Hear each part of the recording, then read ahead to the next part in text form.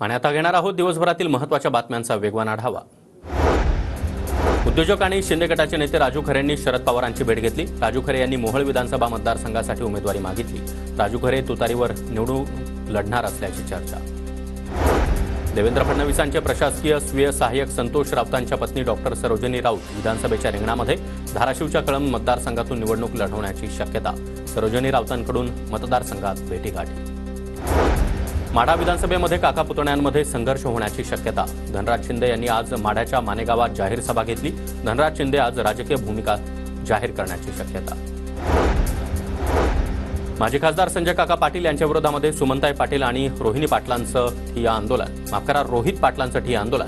राष्ट्रवादीच्या माजी नगराध्यक्षांना मारहाण केल्याचा आरोप। राजाराम साखर कारखान्याच्या वार्षिक सर्वसाधारण सभेच्या ठिकाणी महाडिक आणि सतेज पाटलांच्या गटाकडून बॅनरबाजी।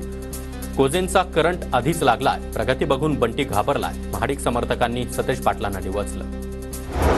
भगीरथ भालके यांच्या जन आशीर्वाद यात्रेचा आज 14वा दिवस। पंढरपूर आणि मंगळवेढा तालुक्यामध्ये भालकेंच्या यात्रेचं भव्य स्वागत। आगामी निवडणुकीच्या पार्श्वभूमीवर पुण्याच्या भोर तालुक्यामध्ये ठाकरे गटाची आढावा बैठक संपन्न। निवडणुकीच्या तयारीला लागा, पदाधिकाऱ्यांना सूचना। भिवंडीमध्ये धर्मवीर 2 चित्रपटाचं जोरदार घोषणाबाजी करत स्वागत। शिंदे गटाचे भिवंडी शहर जिल्हा प्रमुख सुभाष माने यांच्याकडून पहिल्या शोचं पदाधिकाऱ्यांना मोफत तिकीट।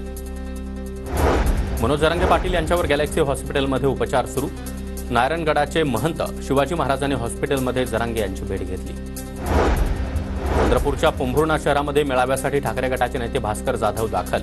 भास्कर जाधव यांनी स्वागत प्रसंगी आदिवासी नृत्यावर टीका केली।